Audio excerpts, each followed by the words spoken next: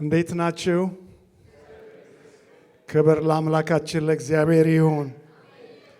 እድሜያቸው ከ50 ዓመት ያለፈ ሰዎች ጸሎት እንጂ ጭብጨባ አያስፈልጋቸውም። ክብር ለእግዚአብሔር ይሁን። በእግዚአብሔር ፈቃድ ደግሞ ዛሬ እንደዚህ እንድንገናኝ እግዚአብሔር ይህንን እድል ይህንን ጊዜ ስለሰጠን የአምላካችን የእግዚአብሔር ስም ብሩክ ይሁን። እግዚአብሔር የተመሰገነ ይሁን። ወደዚህ ከተማ በተለያየ ጊዜ እመጣለሁ፣ ግን እንደዚህ ደግሞ የመገናኘት እድል አልገጠመኝም። እግዚአብሔር ግን በዚህ ጊዜ ደግሞ ይህንን እድል ከእናንተ ጋር እንድንገናኝ ስለረዳ እኔን ባለቤቴም ይህንን እድል ስላገኘን ለአምላካችን ለእግዚአብሔር ክብር ይሁን። እግዚአብሔር የተመሰገነ ይሁን። ወደዚህ ሀገር የመጣሁበት ምክንያት በሁለት የአሜሪካን ቤተ ክርስቲያኖች ተጋብዤ ነው የመጣሁት። በማያሚና በኖርዝ ካሮላይና ወደ 5000 ምዕመናን ያለው ትልልቅ ቸርቾች ለዛ ፕሮግራም ነው የመጣሁት።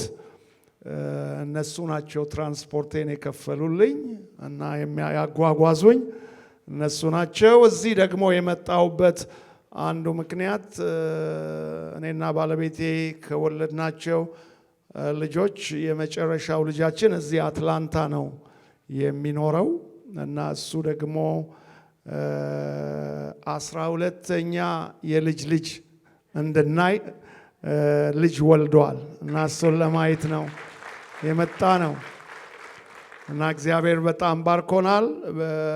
ባዮሎጂካሊ 4 ልጆች አሉን። አዶፕት ያደረግናቸው ደግሞ 2 ልጆች አሉን እና 4ቱ ልጆቻችን ከቤት ወጥተዋል። 2 የምናሳድጋቸው ልጆች ብቻ ናቸው ከኛ ጋር ያሉት እና እግዚአብሔርን እናመሰግናለን። የምንኖረው በአዋሳ ነው። ስንቶች አዋሳን ታውቃላችሁ?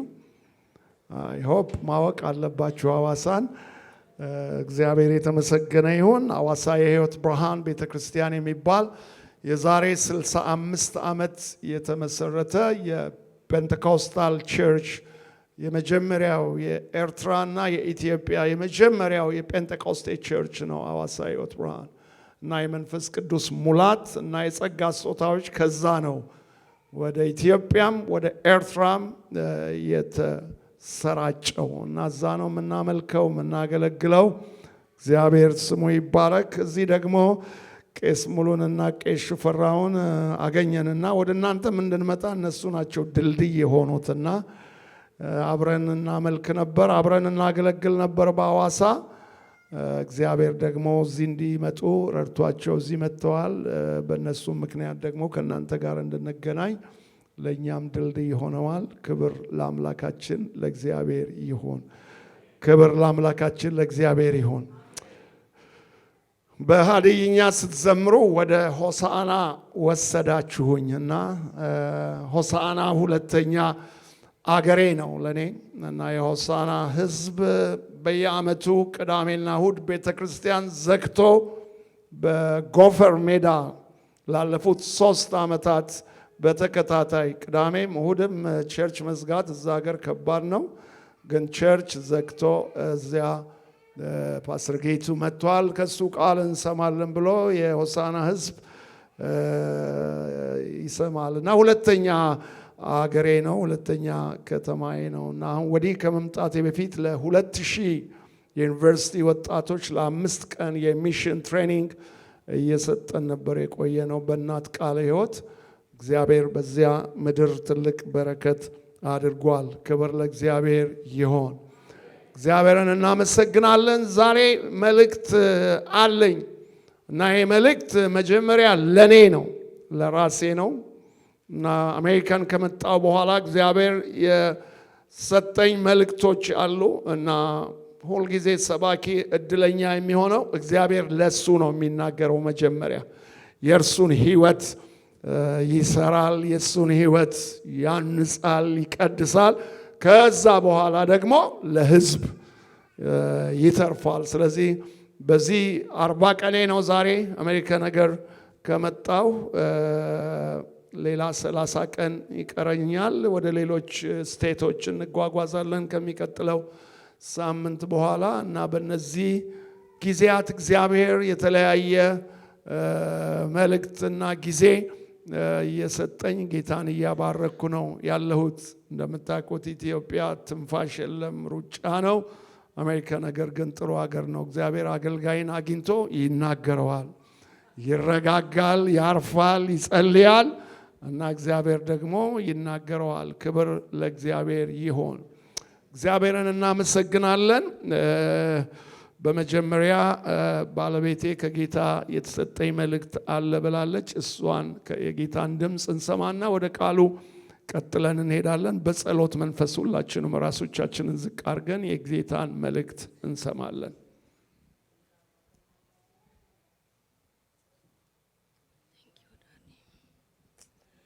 ሃሌሉያ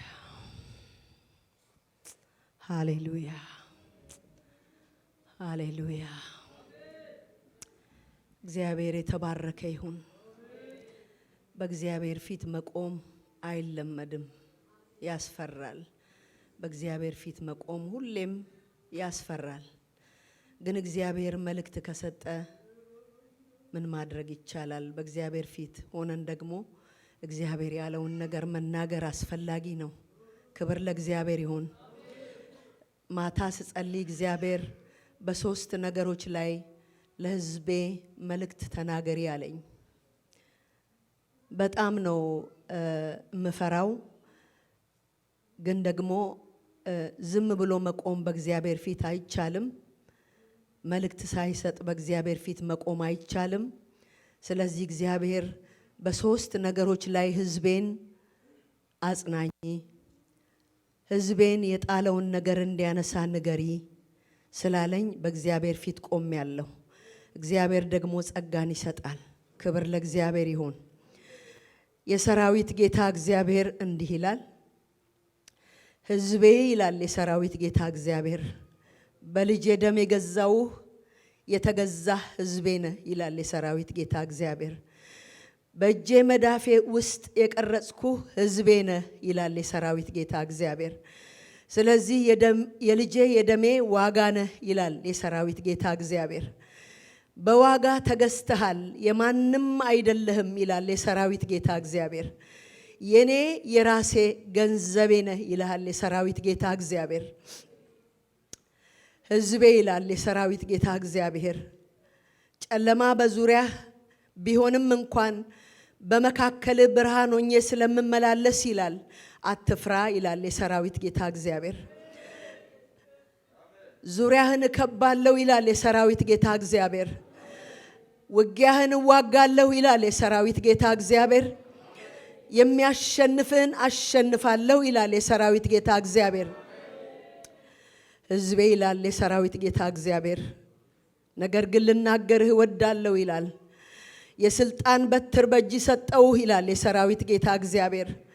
በዙሪያ ያለውን እንድትመታ የከበበህን እንድትመታበት በትር ሰጠውህ በእጅህ ይላል የሰራዊት ጌታ እግዚአብሔር።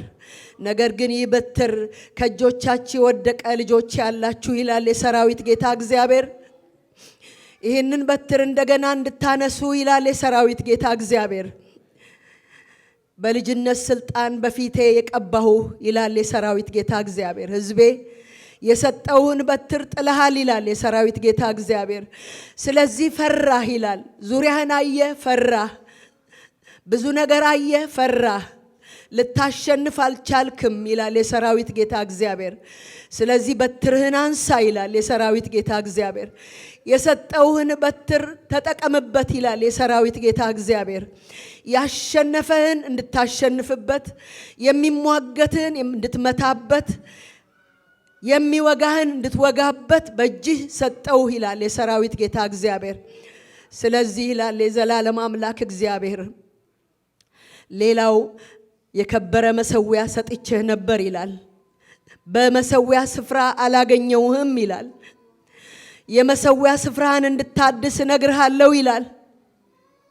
አቅም አጥተሃል ይላል የሰራዊት ጌታ እግዚአብሔር።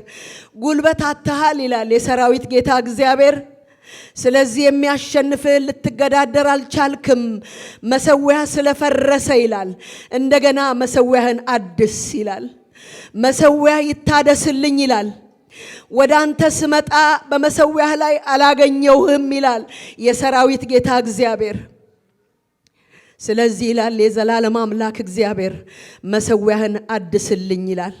ካንተ ጋር የምነጋገርበት ምሪት የሚሰጥህ የምናገርህን ስፍራ አዘጋጅልኝ ይላል የሰራዊት ጌታ እግዚአብሔር። በፈረሰ መሰዊያ ልገኝ አልቻልኩም ይላል የሰራዊት ጌታ እግዚአብሔር። ስለዚህ ከብዶሃል ይላል የሰራዊት ጌታ እግዚአብሔር። ለቅሶ ከቦሃል ይላል፣ ምሬት ከቦሃል ይላል፣ ማጉረምረም ከቦሃል ይላል። ስለዚህ መሰዊያህን አድስ ይላል የሰራዊት ጌታ እግዚአብሔር። መሰዊያህን አድስልኝ ይላል። በዚያ ስፍራ አገኛለሁ፣ ካንተ ጋር እነጋገራለሁ፣ አድስሃለሁ፣ አበጅሃለሁ፣ እሰራሃለሁ፣ አቆነጅሃለሁ ይላል የሰራዊት ጌታ እግዚአብሔር። በቅባት እንደገና ቀባሃለሁ ይላል። ለብዙዎች የምትተርፍ እንድትሆን አደርግሃለሁ ይላል። ለብዙዎች የመዳን ምክንያት ትሆናለህ ይላል። ለብዙዎች የመትረፍ ምክንያት ትሆናለህ ይላል። ስለዚህ መሰዊያህን አድስልኝ ይላል የሰራዊት ጌታ እግዚአብሔር። የሰራዊት ጌታ እግዚአብሔር እንደዚህ ይላል፣ ብዙዎቻችሁ ከቃሌና ከጸሎት ርቃችኋል ይላል። በብዙ ነገር ተይዛችኋል ይላል። ብዙ ነገር በልጦባችኋል ይላል። ስለዚህ ወደ ቃሌ ተመለሱ ይላል። ወደ ጸሎት ተመለሱ ይላል። ወደ መሰዊያዬ ተመለሱ ይላል። ወደ ጸሎት ስፍራችሁ ተመለሱ ይላል። ወደ ቃሌ ገበታ ተመለሱ ይላል። ጉድፋችሁን የማሳይበት ይላል መስታወት ቃሌ ነው ይላል የሰራዊት ጌታ እግዚአብሔር። ፊታችሁን የምታዩበት፣ ማንነታችሁን የምታዩበት ቃሌ ነው ይላል የሰራዊት ጌታ እግዚአብሔር። ከቃሌ ከራቃችሁ ይላል የሰራዊት ጌታ እግዚአብሔር በምን ትስተካከላላችሁ ይላል የሰራዊት ጌታ እግዚአብሔር። ስለዚህ ወደ ቃሌ ተመለሱ ይላል። ወደ ቃሌ ገበታ ተመለሱ ይላል። ወደ ቃሌ ማዕድ ተመለሱ ይላል። ወደ ጸሎት ስፍራችሁ ተመለሱ ይላል። አብሬያችሁ እንዲሄድ ይላል የሰራዊት ጌታ እግዚአብሔር። አብሬያችሁ እንድሰራ ይላል የሰራዊት ጌታ እግዚአብሔር። እጃችሁን ይዤ እንድመራችሁ ይላል የሰራዊት ጌታ እግዚአብሔር። በድካማችሁ እንድሸከማችሁ ይላል የሰራዊት ጌታ እግዚአብሔር። ባቃታችሁ ነገር ላይ በትከሻዬ እንድሸከማችሁ ይላል። አልታለፍ ያለውን እንድታልፉ ይላል። በትከሻዬ እንድሸከማችሁ ምሪት እንድታገኙ ወደ ቃሌ ገበታ ተመለሱ ይላል። ወደ ቃሌ ማዕድ ተመለሱ ይላል። ፊታችሁን፣ ሰውነታችሁን፣ ማንነታችሁን ልታዩበት የምትችሉበት ቃሌ ነውና ወደ ቃሌ ማዕድ ተመለሱ ይላል። ወደ ጸሎት ተመለሱ ይላል። ክብር ለእግዚአብሔር ይሁን። ክብር ለመንፈስ ቅዱስ ይሁን። ክብር ለመንፈስ ቅዱስ ይሁን። ሁል ጊዜ የሰራዊት ጌታ እግዚአብሔር ለማደስና ለመስራት ወደሱ ይጠራናል። ክብር ለእግዚአብሔር ይሁን። በልዩ ልዩ ምድረ በዳ ውስጥ ያላችሁ ብትኖሩ፣ ያቃታችሁ፣ የምታለቅሱ፣ የምታግረመርሙ ብትኖሩ፣ ምድረ በዳ የመጥፊያ ስፍራ አይደለም። የመጥፊያ ስፍራ አይደለም። እግዚአብሔርን የምናይበት ስፍራ ነው። ጌታን የምናይበት ስፍራ ነው። የጌታን ኃይል የምንለማመድበት ስፍራ ነው። ክብር ለእግዚአብሔር ይሁን። ምስጋና ለስሙ ይሁን። ሃሌሉያ።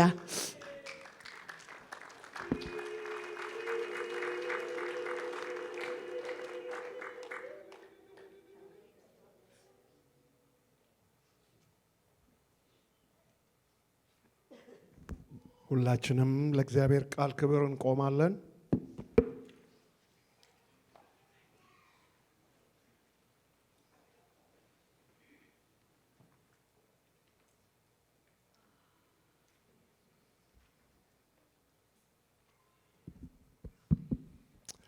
ክብር ለእግዚአብሔር ይሁን።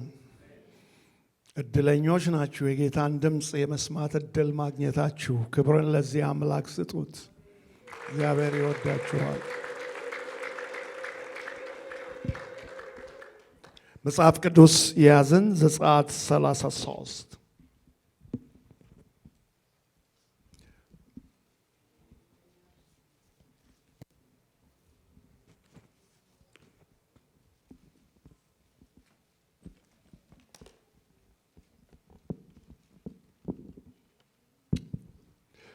ክብር ለእግዚአብሔር ይሁን። የእግዚአብሔር ልጆች መሆናችን እንዴት እድለኞች ነን! ሰማያዊውን ድምፅ የመስማት እድል ማግኘታችን በጣም ትልቅ እድል ነው። ክብር ለጌታ ይሁን። ዘጸአት 33 ከቁጥር 11 እስከ 16 ያለውን ክፍል በጌታ በኢየሱስ ስም አነባለሁ። በዚህ የአምልኮ ጊዜ እግዚአብሔር በልቤ እንድናገር ለኔ ተናገረኝን ለእናንተም ደግሞ እንድናገር በመንፈሱ በልቤ ውስጥ ያስቀመጠው የእግዚአብሔር አብሮነት ወይም ደግሞ የእግዚአብሔር ሀልዎት የሚል መልእክት ነው በልቤ ያለው። የእግዚአብሔር ሀልዎት ወይም ደግሞ የእግዚአብሔር አብሮነት የአንድ ሰው ማንነቱና ትልቅነቱ የሚወሰነው በገንዘቡ አይደለም፣ በሚኖርበት ሀገር አይደለም፣ በእውቀቱ አይደለም፣ በዘሩ አይደለም። የአንድ ሰው ማንነቱ የሚለካበት እግዚአብሔር አብሮት አለ ወይስ የለም የሚለውን ጥያቄ መልስ ሲያገኝ ነው በሕይወታችሁ። እና ዛሬ እግዚአብሔር ጠንካራ መልእክት ያሰማችኋል። በግላችሁ በግል እና እንደ ቤተ ክርስቲያንም። ስለዚህ ከሰማችሁት መልእክት በተጨማሪ ደግሞ እግዚአብሔር ይህን መልእክት ዛሬ ያሰማችኋል። በጌታ በኢየሱስ ስም አነባለሁ። እንደዚህ ይላል ቁጥር 11 33 11 እግዚአብሔርም ሰው ከባልንጀራው ጋር እንደሚነጋገር ፊት ለፊት እግዚአብሔርም ሰው ከባልንጀራው ጋር እንደሚነጋገር ፊት ለፊት ከሙሴ ጋር ይነጋገር ነበር።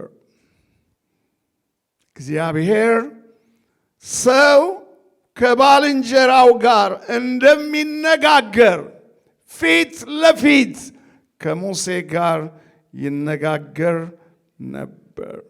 እንዴት የተባረከ ሰው ነው! ቁጥር 12 ሙሴም እግዚአብሔርን እነሆ አንተ ይህንን ሕዝብ አውጣ ትለኛለህ፣ ከእኔም ጋር የምትልከውን አላስታወከኝም።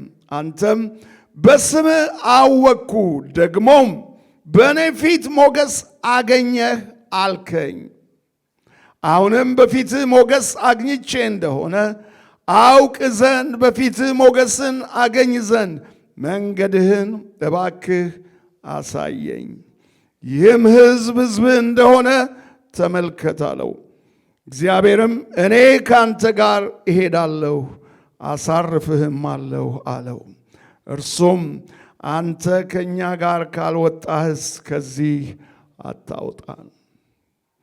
ዋናው መልእክቴ ቁጥር 16 ላይ ያለው ቃል ነው። እሱን በዚህኛውም ትርጉም በአዲሱም ትርጉም አነብላችኋለሁ። ይሄ ቃል ነው ዋናው የመልእክቴ ክፍል። ቁጥር 16 በምድርም ፊት ካለው ሕዝብ ሁሉ እኔና ሕዝብህ የተለየን እንሆን ዘንድ። አንዱ መልእክቴ ነው። በምድርም ፊት ካለው ሕዝብ ሁሉ እኔና ሕዝብህ የተለየን እንሆን ዘንድ አንተ ከእኛ ጋር ካልወጣህ።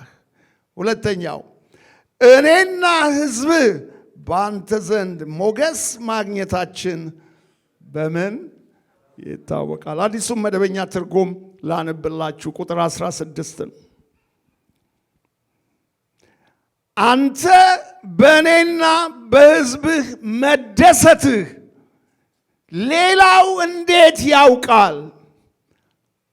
አንተ በእኔና በሕዝብህ መደሰትህን ሌላው እንዴት ያውቃል? አንተ ከኛ ጋር ካልወጣ፣ ያንተ ሀልዎት ከኛ ጋር ከሌለ አንተ በእኔና በሕዝብህ መደሰትህን ሌላው እንዴት ያውቃል? ሁለተኛው እኔና ሕዝብህንስ በገጸ ምድር ከሚገኙት ከሌሎች ሕዝቦች ሁሉ ልዩ የሚያደርገን ሌላ ምን አለ? ይገርም ነው። በደንብ ስሙኝ። በደንብ ልባችሁንና አእምሯችሁን ከፍታችሁ። የእግዚአብሔር ሕዝብ የተለየ ሕዝብ ነው።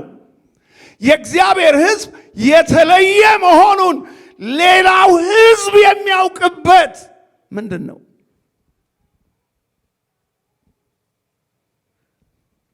አንተን ከሌላው ሃይማኖት የሚለይህ ምንድን ነው? እግዚአብሔር ባንተ መደሰቱን ሌላው ሕዝብ የሚያውቀው በምንድን ነው? እግዚአብሔር ሆይ ክብር ላንተ ይሆን፣ ክብር ለስምህ ይሆን። አቤቱ ለቅዱስ ቃል ዓይኖቻችንን ክፈት፣ ልባችንን ክፈት። እንደ ሊዲያ ልባችንን ክፈት፣ እንደ ሐዋርያቶች አእምሮአችንን ክፈተው። አቤቱ መንፈስ ቅዱስ ሆይ እርዳን። ልባችን በፊት የተሰጠ ይሆን። ይሄን ደካማ ሰው ደግሞ በፊት አስበው። የሚናገርበትን ጥበብ፣ ማስተዋል፣ ጸጋ ስጠው። አንተ በዚህ ቦታ ከብረህ ታይ። አቤቱ እኔ አልታይ፣ አንተ ታይ። ክብሩን ሁሉ አንተ ውሰድ። በኢየሱስ ክርስቶስ ጌታ ስም እግዚአብሔር ይባርካችሁ።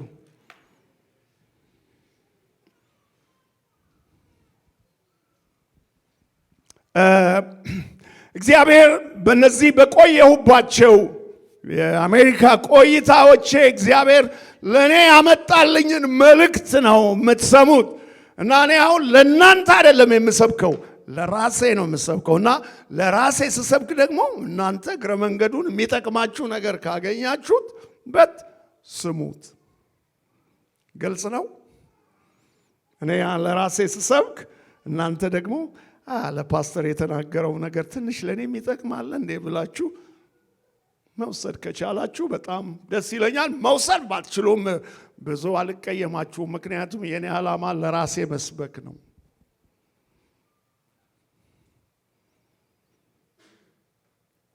እነዚህ ሁለት ነገሮች በጣም ነው በህይወቴ ያስገረሙኝ።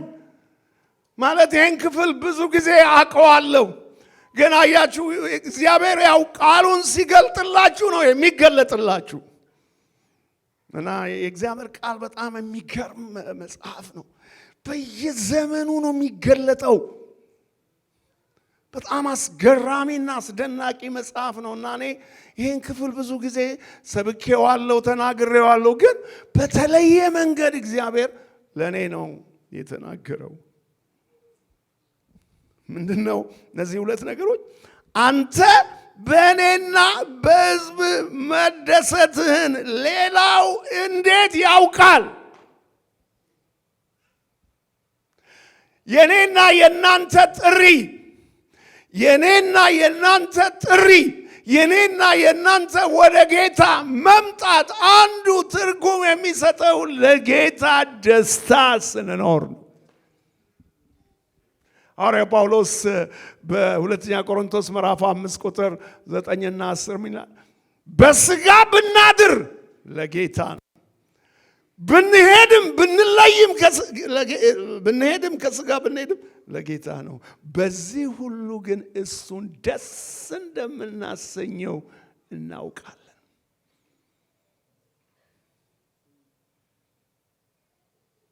የሕይወትህ ቁልፍ በጣም ባለጠጋ ሆነ መኖርህ በጣም ጥሩ ነው፣ ግን እሱ ቁልፍ አይደለም። ወይም ተመችቶሽ መኖርሽ በጣም ጥሩ ነው፣ ግን እሱ ቁልፍ አይደለም። ዛሬ የምነግርሽ መልእክት ስሚኝ በደንብ በእድሜ ዘመን እንዳትረሳው። የሕይወት ቁልፍ ነገር ጌታ ባንተ ደስ ብሎት ይኖራል ወይ? ይህን በሕይወት መመለስ አለብህ እንደ ክርስቲያን። በሥጋ ብትኖርም ብትሞትም ያንተ የሕይወት ግብ የእግዚአብሔር ደስታ ነው። አሜንም አትሉም? አይ እግዚአብሔር ይቅር ይበላችሁ። እኔ በጣም አሜን ከሚል ጉባኤ ነው የመጣሁት። አሜን በሉ እኮ ምለው ለእኔ አይደለም ለቃሉ ነው። ለእግዚአብሔር ቃል አሜን ካላልክ ምን ትሰራለህ ቤተ ክርስቲያን ውስጥ? ይሄ እኮ እንደዚህ ነው የሚለው ሁለተኛ ቆሮንቶስ ምዕራፍ 5 ሁለተኛ ቆሮንቶስ ምዕራፍ 5 ሁለተኛ ቆሮንቶስ ምዕራፍ 5 ሁለተኛ ቆሮንቶስ ምዕራፍ 5 ቁጥር 9 እና 10 እንደዚህ ይላል። ስለዚህ ደግሞ ብናድር ማለት በስጋ ብንኖር ማለት ነው። ይሄ ብናድር የሚለው ቃል ወይም ተለይተን ብንሆን ብንሞት ማለት ነው። እርሱን ደስ የምናሰኝ ልንሆን እንቀናለን። በቃ የህይወት ግብ ይሄ ነው።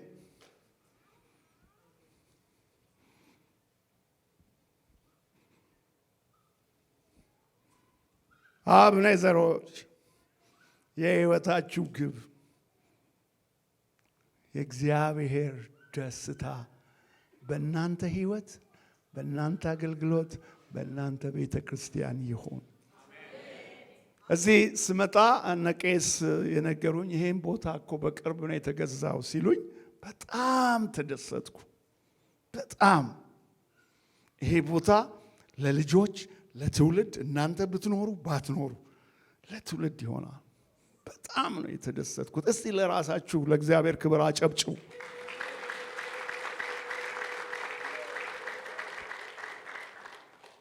ደስ ይላል፣ ደስ ይላል። በቃ እና በህይወት መኖራችን ለእግዚአብሔር ደስታ ነው። ስለዚህ ሙሴ እግዚአብሔርን ሁለት ጥያቄ ይጠይቀዋል። ይሄ እግዚአብሔርን ፊት ለፊት የሚያይ ሰው እኮ ነው። እግዚአብሔርን ፊት ለፊት የሚያይ ሰው ሚለው አንተ በእኔና በሕዝብ መደሰትህ ሌላው እንዴት ያውቃል? እኛ ያንተ መሆናችንን እኛ ያንተ ሕዝብ መሆናችንን ሌላው እንዴት ያውቃል? አሜሪካኖች ያውቃሉ፣ ስፓኒሾች ያውቃሉ እናንተ እግዚአብሔር መሆናችሁን።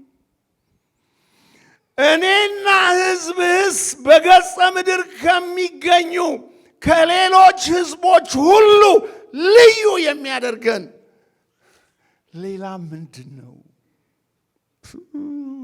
ምንድን ነው? የእግዚአብሔር ሀልወት፣ የእግዚአብሔር መገኘት፣ የእግዚአብሔር ካንተ ጋር መሆን፣ የእግዚአብሔር ካንቺ ጋር መሆን፣ የእግዚአብሔር ከዚች ቤተ ክርስቲያን ጋር መሆን ልዩ የሚያደርግ ይሄ ነው። ቤተ ክርስቲያንማ በዓለም ዙሪያ ሞልቷል። ይሄን እኮ ቤተ ክርስቲያን የሚመሩ ሰዎች ነበሩ። ቤተ ክርስቲያን ስላልቻሉ እናንተ ገዛችሁት። ቤተ ክርስቲያን ህንፃ ስላላችሁ ሰው ምንም አያደንቃችሁም፣ አያደንቃችሁም። የእግዚአብሔር ሕዝብ ክብሩ የእግዚአብሔር ሕዝብ እና የቤተ ክርስቲያን የክብራችን፣ የኃይላችን፣ የሞገሳችን፣ የስኬታችን ምክንያት የእግዚአብሔር ሀልወት ነው። የእግዚአብሔር ከኛ ጋር መገኘት ነው።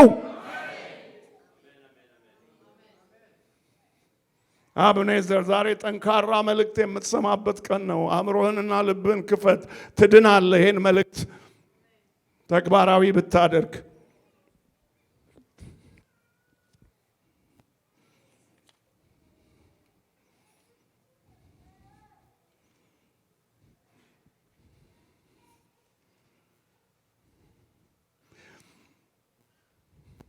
የእግዚአብሔር ሕዝብ ወይም ቤተ ክርስቲያን በምድር ሕዝብ ሁሉ ፊት ልዩ የሚያደርገን ገንዘባችን አይደለም። ወይም ደግሞ የህዝብ ብዛታችን አይደለም። በኢትዮጵያ አንዳንዶቻችሁ ልታውቁ ትችላላችሁ። በኢትዮጵያ የቤተ ክርስቲያን ትልቁ ኩራቷ የአባሎቿ ብዛት ነው። ሁለተኛው ደግሞ በባንክ ያስቀመጠችው የገንዘቧ ብዛት ነው። ሶስተኛ ደግሞ የሰራችው ህንፃና ድርጅት ነው። የኢትዮጵያ ቤተክርስቲያን ውስጥ እነዚህ ሶስት ነገሮች በጣም የኢትዮጵያን ቤተክርስቲያን መሪዎች ምእምናን በጣም እንትን ያደርጋሉ። በጣም ፕራውድ ያደርጋሉ። እናንተ አሁን አሜሪካ ስለሆናችሁ ረስታችሁታል የአገር ቤትን። ግን ትዝ አይላችሁም? ትንሽ ትልቅ ቸርች ሲሆን ትዝ ይላችኋል አይላችሁም? በጣም ትዝ ይላል። አሁን እኔ የመጣሁበት የህይወት ብርሃን ቤተክርስቲያን በኢትዮጵያ ካሉ ወንጌላውያን አብያተ ክርስቲያናት አንደኛውና ትልቁ ቤተክርስቲያን በትልቅነቱ በጣም እንትን ያደርጋል ማለት በጣም ያኮራል። በጣም የኛ ጠቅላይ ሚኒስትር መጥቶ እስኪያየው ድረስ በጣም ያኮራል። በጣም ትልቅ ቸርች እና ደግሞ በጣም ትልቅም ህዝብ ነው። ሬጂስተርድ ፎቶውን ሰጥቶ ፎርም ሞልቶ ሬጂስተርድ የሆነ አባል 5000 አባላት አሉ። ገና በክትትል ትምህርት ውስጥ ያሉ ሳይገቡ በልዩ ልዩ እይታ ውስጥ በጣም ትልቅ ነው። 5000 ምእመን ያለበት። ግን እግዚአብሔር እነዚህ ሁሉ በጣም ጥሩ ናቸው። በጣም ጥሩ ነው። አሁን ቅድም እንዳልኳችሁ እንደዚህ አይነት አምልኮ አሜሪካ ህንፃ ማግኘታችሁ ደስ ይላል። ግን ዋናው አይደለም። አባላት ብዙ መሆኑ በጣም ደስ ይላል። ለዛ መስራት አለብን ብዙ እንዲሆን። ግን ዋናው አይደለም። የስኬታችን፣ የድላችን፣ የክብራችን ቁልፉ የእግዚአብሔር ከኛ ጋር መሆን ነው። ሃሌሉያ ሃሌሉያ። እና እግዚአብሔር ይህንን ነው በአሜሪካ ሀገር እየነገረኝ ያለው። እና አገሬ ሲሄድ የምሰብከው የመጀመሪያው ስብከት ይሄ ነው ለኢትዮጵያ ህዝብ። እና ሚዲያ ላይም ሲወጣ ልታዩት ትችላላችሁ። ኢትዮጵያ ሄጄ የስኬታችን፣ የክብራችን፣ የድላችን፣ የመኖራችን፣ የቤተሰባችን፣ የልጆቻችን ስኬት የእግዚአብሔር ከኛ ጋር መሆን። አሜን። እነዚህ ሁሉ ነገሮች ጥሩ ናቸው። ግን ከኛ ደግሞ የሚበልጡ ብዙ ሃይማኖቶች እኮ አሉ። ብዙ ቁጥር ያላቸው፣ ብዙ ህንፃ ያላቸው፣ በጣም ብዙ ቢሊየንስ ገንዘብ ያላቸው ቤተክርስቲያኖች አሉ። ስለዚህ እሱ ሊያኮራን አይገባም። የእግዚአብሔር ሀልዎት፣ የእግዚአብሔር አብሮን መገኘት፣ እግዚአብሔር ከኛ ጋር መሆኑ ይህ ነው የህይወታችን ቁልፍ ነገር። ስለዚህ ሙሴ አንተ ከኛ ጋር ካልሄድክ ከዚህ አታውጣን፣ ከዚህ አንተ ከኛ ጋር ካልወጣ ከዚህ አታውጣን አለው። የዚህ ጥያቄ መነሻው ዘጸአት 32 ነው። አሁን እኔ የምሰብከውን ስብከት እናንተ ማታ ሄዳችሁ ሰሞኑን ዘጸአት ምዕራፍ 32ን ዘጸአት ምዕራፍ 33ን ስታነቡ አጠቃላይ ሐሳቡ በእነዚህ ሁለት ምዕራፎች ውስጥ ታገኛላችሁ። እና የዚህ ጥያቄ ምክንያቱ መነሻው የእስራኤል ሕዝብ በዘጸአት 32 ላይ ከግብፅ ምድር የእስራኤል ሕዝብ ያወጣው እግዚአብሔር ይሄ ሙሴ ከግብፅ ምድር ያወጣው ሙሴ ለ40 ቀን ከእግዚአብሔር ጋር በሲና ተራራ ለመገናኘት እግዚአብሔር ውጣ አለው። እና ሙሴ 40 ቀን ተራራ ላይ ሲቆይ የእስራኤል ሕዝብ ሌላ ሐሳብ ገባውና ይሄ ከግብፅ ምድር ያወጣን ሙሴ ከተራራው ሳይወርድ ዘግይቷል። ምን እንደሆነ አናቅም። አሮን ተነስተ በፊታችን የሚሄድ አማልክት ስራልን አሉት። በፊታችን የሚሄድ አማልክት ስራልን አሉት። አሮንም በጣም ደካማ መሪ ነው። በሴቶችና በወንዶች በልጆች ላይ ያለውን ወርቅ ሁሉ ወስዶ ቀልጦ የተሰራ የጥጃ ጣዖት ሰራ። ታሪኩን ታውቃላችሁ። አሮንም አስገራሚ ሰው እኮ ነው አሮን። እስራኤል ሆይ እነዚህ ከግብፅ ምድር ያወጡ አማልክት ናቸው አለው። አይገርምም? መሪ እኮ ነው። አይገርምም? መሪው አየ። ብዙ ጊዜ የኛ የቤተ ክርስቲያን መሪዎች አንዱ ትልቁ ችግራችን የህዝብ ድምፅ ያሸንፈናል። የህዝብ ድምፅ ያሸንፈናል። እናንተ መሪዎች አንዱ ዛሬ እዚህም በኋላ እናወራለን። ሌላው አትፍሩ። የህዝብ ድምፅ ዋናው መፍራት ያለባችሁ የሰማያዊውን ድምፅ ነው። ይሄ ህዝብ አያስፈራችሁ። ሰማያዊ ድምፅ ያስፈራችሁ። እና ፈርቶ እኮ ነው አሮን ፈራ። በቃ ይሄ ህዝብ ስራልን ሲሉት እሺ እሺ። እና ሙሴ ምን አለ? ህዝቡን መረን ለቀቀ አለ። እና የኛ መሪዎች ተጠያቂነታችን በጣም ከባድ ነው። እና ብዙ ጊዜ አገር ቤት መሪነት እንትን ይመስለናል፣ ሹመት እና ስልጣን ወይ ደግሞ ክብር ይመስለናል። ኖ ኖ ኖ ኖ፣ መሪነት ትልቅ ኃላፊነት ነው። መምናል ለመሪዎቻችሁ ጸልዩ፣ በትክክል እንዲመሯችሁ፣ የጌታን ድምፅ ሰምተው እንዲመሯችሁ ጸልዩ እንጂ የእናንተን ድምፅ ሰምተው እንዲመሯቸው አትግፏቸው፣ አታስጨንቋቸው። አሜሪካ ነገር ያው ስመጣ እኔ ቄስ ስለሆንኩ ትልቅ ትንሹ ያገኘኛል በዚህ ምድር እና ጥቂት ሰዎች ፓስተሮች ጋር በቅርብ ስናወራ ምን አሉኝ? ሰምቼ የማላውቀውን ነገር ነገሩኝ። ፓስተር አሉኝ። ምን አሉ? እሺ አሜሪካ እኮ ምንድነው አግዳሚ ወንበር ነው አሉኝ። ምንድነው አግዳሚ ወንበር አልኳቸው። አሜሪካ አግዳሚ ወንበር ነው። ምን ማለት ነው አግዳሚ ወንበር ስል? ሁሉንም እኩል ያስቀምጣል። ፓስተሩንም ሽማግሌውንም ምኑንም ዛሬ የዳነውም ትላንት የዳነው እኩል የሚቀመጥበት አገር ነው። እኔ እዚህ አገር መሪ አልሆንም አልኳቸው።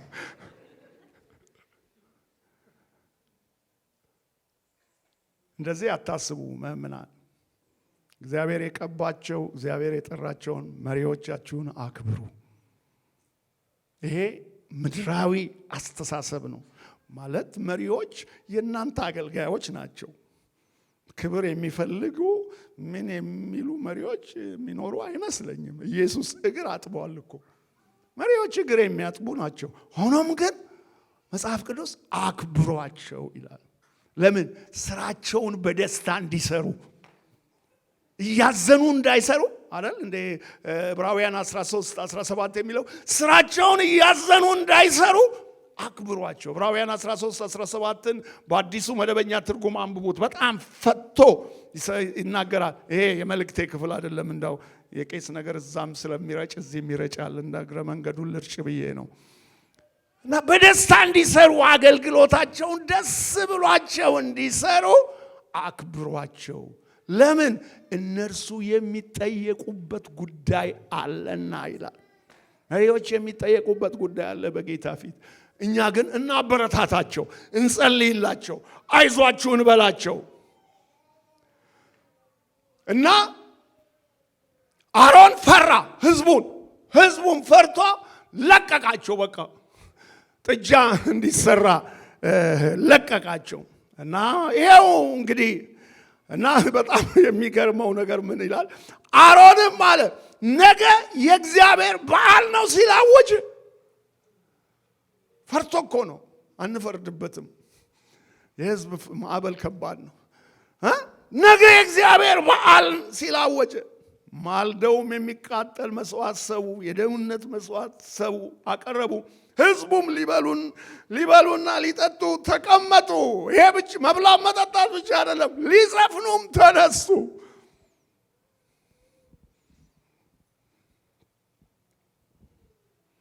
እስራኤልን እስራኤልም ከ430 ዓመት ባርነት ከግብፅ ምድር ያወጣውን አምላኩን እግዚአብሔር በጣዖት ለወጠው። ከ430 ዓመት ባርነት የኤርትራን ባህር ከፍሎ ሙሴ ሲዘምር ማርያም ሲዘምሩ ይላል ፈሳሹን እንደ ክምር አቆሙ፣ ሞገዱንም በባህር ውስጥ አረጋ ይላል እግዚአብሔር። ፈሳሹን እንደ ክምር አቁሞ እግዚአብሔር እና ሞገዱን ደግሞ በባህር ውስጥ አርግቶ ያሳለፋቸውን አምላክ ረሱት። ከሰማይ የመላእክት እንጀራ መና እያወረደ በምድረ በዳ የመገበውን አምላክ ተወ። የሚኖርበትን ሰማያዊና ምድራዊ ሕግ ከሰማይ የሰጠውን አምላክ ረሳ። ቀን በደመና አምድ፣ ሌሊት በእሳት አምድ በፊታቸው የሄደውን እግዚአብሔርን ተወ።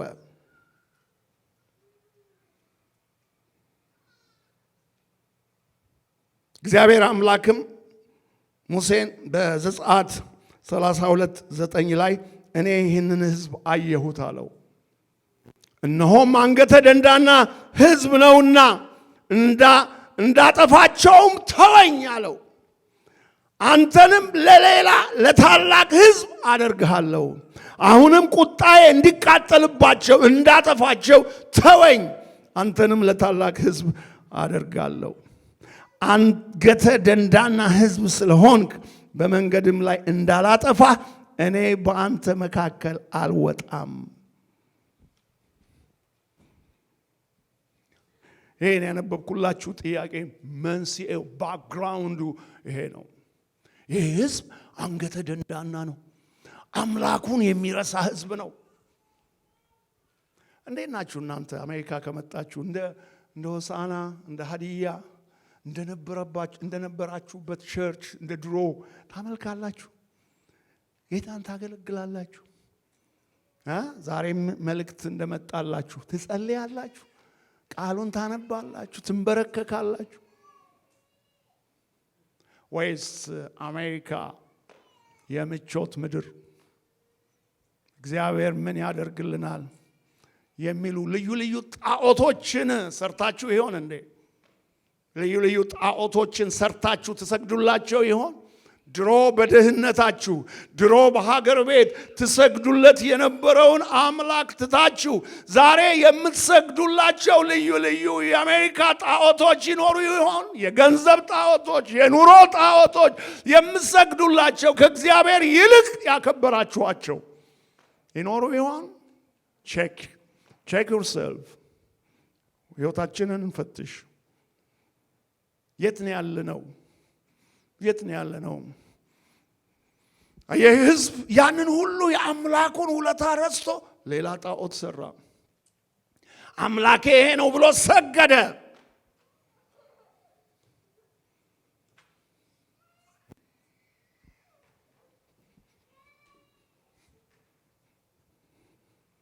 እና እግዚአብሔር ምን አለው? እኔ ከአንተ ጋር አልሄድም አለው ለሙሴ። በጣም የሚገርም ነገር ነው የነገረው። ምን አለው እግዚአብሔር? ምዕራፍ 33 መልአክ እልክላ። ያው እንደምታውቁት ሙሴ ማለደ። ተው እግዚአብሔር ሆይ አታጥፋ አለው። ግብጾች ምን ይላሉ? እግዚአብሔር ወደ ተስፋይቱ ምድር ሊያገባቸው አልቻለም ይላሉ። ተው ብሎ ማለደ። እንደዚህ አልክ ሙሴ አለው። አዎ እንደዚህ ካልክ እንግዲህ እንደዚህ አለው፣ እኔ ከአንተ ጋር አልወጣም። እኔ ከአንተ ጋር አልወጣም እና መልአክ እልክልሃለሁ። ምን የሚያደርግ መልአክ? ወደ ተስፋይቱ ምድር የሚያስገባህን መልአክ እልክልሃለሁ። እሱ ብቻ አይደለም የማደርግልህ፣ እዛ ተስፋይቱ ምድር ያሉትንም አሞራውያንን፣ ፈሪሳውያንን አስወጣልሃለሁ። ግን አንድ ነገር አላደርግም፣ እኔ ካንተ ጋር አልሄድም።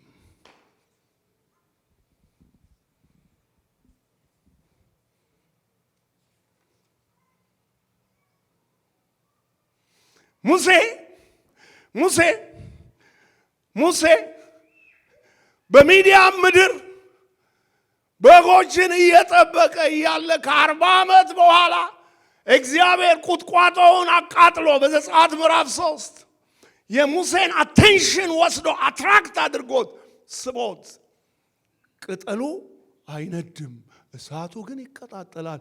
ምንድነው ይሄ ብሎ እግዚአብሔር ራእይ ያሳየው እና ራእይ ሲያሳየው ሙሴ እስቲ ይሄንን ራእይ ልይ ብሎ ተጠጋ እና መጽሐፉ በጣም ይደንቃል የሚለው ሙሴም እንደመጣ እግዚአብሔር አይቶ እግዚአብሔር ድምፁን አሰማ እና ነገረው። የሕዝቤን መከራ አየሁ፣ ከአብርሃም ከይስሐቅ ከያዕቆብ ጋር ያለውን መከራ አየሁ። ሕዝቤን ላወርድ መጥቻለሁ፣ ላድን መጥቻለሁ። ስለዚህ አንተን እልካለሁ አለው እና ሙሴ በጣም ድንቅ ሰው ነው። እንደዚህ አለ፣ ይህን ሕዝብ ከግብፅ ምድር የማወጣ እኔ ማን ነኝ? ቤቴስ ምንድን ነው? እኔ ማን ነኝ አለው። እንዴት ይሆናል? ከፈርዖን ሸሽቼ የመጣው አውካምስ አለው። እግዚአብሔር አንድ ዋስትና ሰጠው። ምንድነው ያ ዋስትና? እኔ ካንተ ጋር እሄዳለሁ። እስቲ በሉት፣ እኔ ካንተ ጋር። እንደገና በሉት እስቲ፣ እኔ ካንተ ጋር እሆነ። በቃ this is the insurance። መኪናችሁ፣ ቤታችሁ ሁሉ ኢንሹራንስ አለው አይደል? እዚህ ምድር አለው የለውም? ኢንሹራንስ። የሙሴ ኢንሹራንስ ይሄ ነው። ሄይ ወንድሞቼና እህቶቼ፣ በጣም ብዙ ነገር ሊኖራችሁ ይችላል፣ ግን አንድ ነገር ነው የምነግራችሁ፣ የእናንተ ኢንሹራንስ እግዚአብሔር ከእናንተ ጋር ይሁን። እስቲ በእልልታ በጭብጨባ ይህንን አምላክ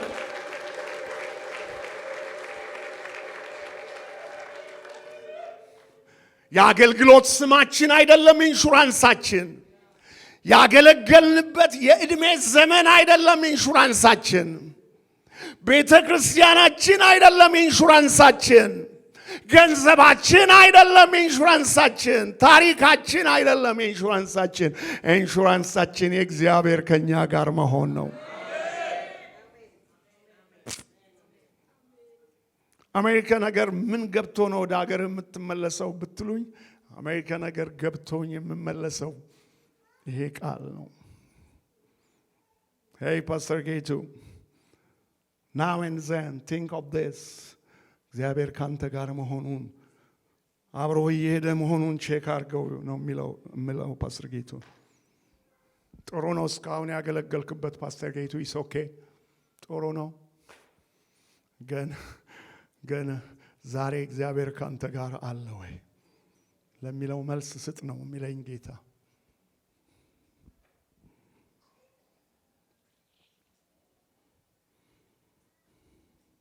እና እግዚአብሔር ምን አለው? በመንገድህ እንዳላጠፋ እኔ በአንተ መካከል አልወጣም እና በፊቴ መላእክትን እልክልሃለሁ፣ ለአብርሃም ለይስሐቅ ለያዕቆብ ለዘር እሰጣለሁ ብዬ ወደ ማልኩለት ምድር ከግብፅ ምድር ካወጣው ሕዝብ ጋር ከዚህ ውጣ፣ ጎ አሄድ፣ ቀጥል ጉዞውን አለው እግዚአብሔር። ከዚያስ ከነዓናውያን፣ አሞራውያን፣ ኬጣውያን፣ ፈሪዛውያን፣ አሞራውያን፣ ኢያቡሳውያን አወጣልሃለሁ፣ መልአኬን በፊትህ እልካለሁ፣ ጎ አሄድ። ሕዝቡም ይህንን ቃል ሰምተው አዘኑ። ከእነርሱም ማንም ጌጥን አልለበሰም። እግዚአብሔርም ሙሴን ለእስራኤል ልጆች እናንተ አንገተ ደንዳና ሕዝብ ናችሁ፣ አንድ ጊዜ በእናንተ መካከል ብወጣ አጠፋችኋለሁ፣ ስለዚህ ከእናንተ ጋር አልወጣም አላቸው። እኔ በአንተ መካከል አልወጣም፣ በፊትህ ግን መልአክን እሰዳለሁ፣ ከዚያስ ጠላቶችህንም አወጣልሃለሁ፣ ምድሪቱንም አወርስሃለሁ፣ እኔ ብቻ አልወጣም አለው። ይህን ቃል ሙሴ ሲሰማ ምንም እንኳን እግዚአብሔር መልአኩን ቢሰድለት፣ ምንም እንኳን እግዚአብሔር ምድሪቱን አሳልፎ ቢሰጠው፣ ምንም እንኳን እግዚአብሔር ጠላቶቹን ከዚያ ቢያወጣለት፣ ሙሴ እግዚአብሔር በመጀመሪያ በዚያ ምድረ በዳ ሲጠራው የሰጠውን ኢንሹራንስ ሊያጣው አልፈለገም። እኔ ማን ነኝ? ሕዝቤስ ማን ነው? እንዴት ይሆናል ሲለው እግዚአብሔር የሰጠው ጋራንቲ ኢንሹራንስ እኔ ካንተ ጋር እሆናለሁ። በቃ ይሄ ነው የክርስቲያን ዋስትና፣ የአገልጋይ ዋስትና፣ የቤተ ክርስቲያን ዋስትና። እኔ ካንተ ጋር እሆናለሁ።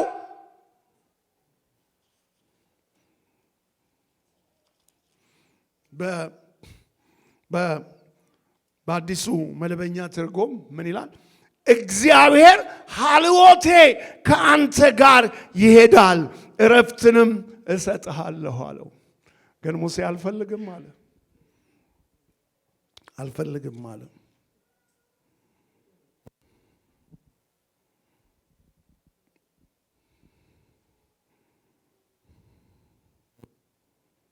አልፈልግም አለ። እግዚአብሔር እንደተናገረው ሕዝቡን ከግብፅ ምድር ሙሴ ሲያወጣ የስኬቱ የድሉ ምንጭ የእርሱ ማንነትና ችሎታ አልነበረም፣ የእግዚአብሔር አብሮነት ነበር። የስኬታችንና የድላችን ምንጭ የእኛ ማንነትና ችሎታ አይደለም፣ የእግዚአብሔር ሀልዎትና አብሮነት ነው። አሜን የሚል ህዝብ የለም። በጣም ሆሳና ቢሆን ጮሆ አሜን ይል ነበር። ነግራችኋለሁ እናንተ አሜን እንደማትሉ እዛ ሂጅ። አሁን በጥር ወር ሆሳና ሄዳለሁ ለትልቅ ኮንፈረንስ።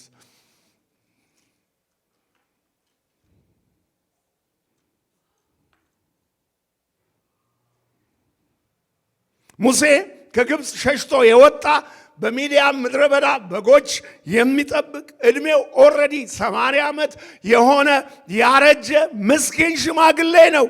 ይህንን ራእይ ይህን ድምፅ ሲሰማ እግዚአብሔር ሙሴን በእውነት እኔ ከአንተ ጋር እሆናለሁ ሲል ያኔ ነው የተቀበለው ይህን ትልቅ ኃላፊነት።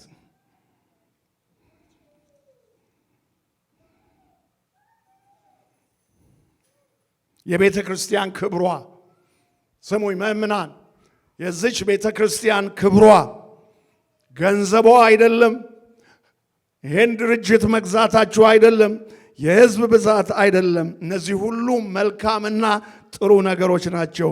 የዚህ ሁሉ ምንጩ ግን የእግዚአብሔር ከእናንተ ጋር መሆን ነው። አሜን አሜን። በቤተሰባችሁ፣ በግል ሕይወታችሁ፣ በቤተ ክርስቲያናችሁ ሁል ጊዜ የእግዚአብሔር ከእናንተ ጋር መሆንን አንደኛ አድርጉት። አንደኛ የሆኑ ነገሮች ይውረዱ ወደ ታች፣ ሶስተኛ አራተኛ ይሁኑ።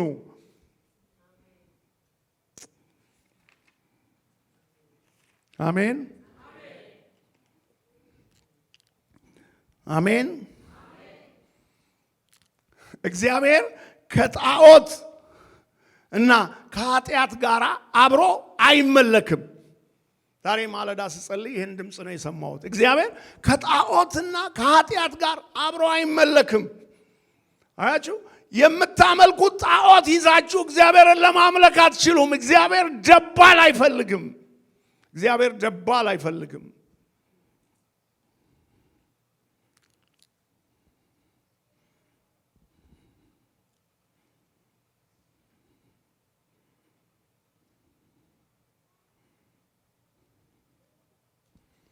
የምንጠቀምባቸው ነገሮች መገልገያዎች ናቸው እንጂ አምላኮቻችን አይደሉም።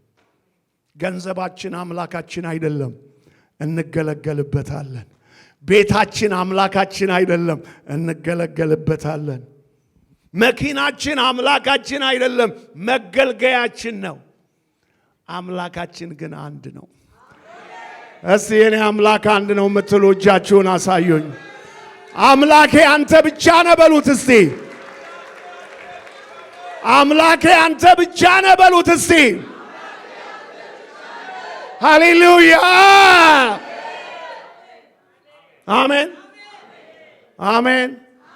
የእግዚአብሔር ሕዝብ ሆይ ከባርነት ቤት ያወጣ፣ ከዛ ከጭቃ ከአፈር ከገጠር ከየት ስፍራ ያነሳህን ይህንን አምላክ አንደኛ አድርገው፣ አንደኛ አድርገው።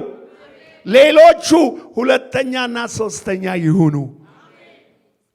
ለእኛ ግን አምላካችን እግዚአብሔር ነው። አሜን አሜን። የደስታችን ምንጭ እግዚአብሔር ነው። የስኬታችን ምንጭ እግዚአብሔር ነው። የኑሯችን ምንጭ እግዚአብሔር ነው። ሃሌሉያ። እና የማታውቁትን ሌላ ነገር ልንገራችሁ። እዚህ ምድር ያመጣችሁ እግዚአብሔር ነው። አንዳንዶቻችሁ በራሳችሁ ጥረት እንደመጣችሁ አስባችኋል፣ ተሳስታችኋል። እዚህ ምድር ያመጣ እግዚአብሔር ነው። ትምክትህ እግዚአብሔር ነው። እሱን አክብረው፣ እሱን በቤትህ አምልከው። ቅድም እግዚአብሔር ያመጣልን መልእክት መሠዊያ ፈርሷል ማለት ምንድን ነው? ጸሎት ትተሃል ማለት ነው። ጸሎትን መልሰው ወደ ስፍራ አምልከው እግዚአብሔርን እንደገና በቤትህ። አገር ቤት ታመልከው እንደነበረ እንደ ልጅነት እንደ ድህነት ዘመን እግዚአብሔርን አምልከው።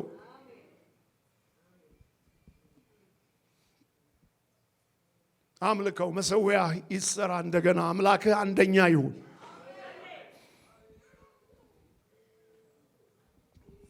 ክብር ለእግዚአብሔር ይሁን። ክብር ለእግዚአብሔር ይሁን። ክብር ለእግዚአብሔር ይሁን።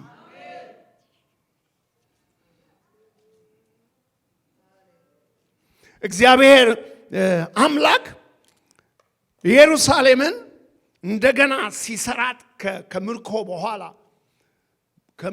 በኋላ እንደገና ሲሰራት ነቢዩ ዘካርያስ መልእክት አመጣላት። ነቢዩ ዘካርያስ ምዕራፍ 2 ከቁጥር 3 እስከ 5 ላይ መልእክት አመጣላት እና እግዚአብሔር እንደገና ከተማይቱን እና ሕዝቡን እንደሚሰራ ሲናገር ብርና ወርቅ እሰጥሻለሁ አላላትም። ለኢየሩሳሌም ብርና ወርቅ እሰጥሻለሁ አላላትም። ምንድነው ያለው እግዚአብሔር? እኔ ለኢየሩሳሌም በዙሪያዋ የእሳት ቅጥር እሆናለሁ። አሜን። በመካከሏም ክብር እሆናለሁ። አሜን አሜን። እግዚአብሔር የሕይወታችን የእሳት ቅጥር ይሁንልን። እግዚአብሔር የቤታችን የሕይወታችን ክብር ይሁንልን። የእግዚአብሔር ሀልወት የእግዚአብሔር ከኛ ጋር መሆን ነው የሕይወት ቁልፍ ነገር። ብዙ ሕዝብ መላው ዓለም የከሰረው አምላኩን ትቶ በምድረ በዳ የሚንከራተተው ገንዘብ አላረካውም፣ ስልጣን አላረካውም፣ ሀብት አላረካውም። የዓለም ሕዝብ እዚህ የምታዩት አብራችሁ የምትሰሩት ሕዝብ ይንከራተታል። ምንጩ ምንድን ነው? አምላኩን የተወ ሕዝብ ነው። አንተ ግን ምስኪን ሕዝብ እግዚአብሔር በልጅነት የተገለጠልህ አምላክህን አንደኛ አድርገው። አምላክህን አምልከው። አምላክህን አገልግለው። እሱ ክብርህ ነው። በራእይ ምዕራፍ 3 ከቁጥር 14 እስከ 20 የሎዶቅያን ቤተ ክርስቲያን ታዩዋታላችሁ። ይህችን ቤተ ክርስቲያን ታዩዋታላችሁ። ይህቺ ቤተ ክርስቲያን ኢየሱስ ደጅ ቆሞ እሷ ውስጥ ታመልካለች። ኢየሱስ ግን ከቸርቹ ውጭ ነው ያለው። እነሆ በደጅ ቆሜ አንኳኳለሁ። እሷ ግን ውስጥ ሆና ምን ትላለች? ምንም አያስፈልገኝም፣ ሁሉ አለኝ፣ ሁሉ አለኝ፣ ምንም አያስፈልገኝም፣ አንድስ እንኳን አያስፈልገኝም። ግን ክርስቶስ እኮ አብሯት የለም። ኢየሱስ ግን ሲመለከታት ውጭ ሆኖ ሲመለከታት ምስኪን፣ ደሃ፣ ጎስቋላ፣ እውር የተራቆትሽ ነሽ አላት።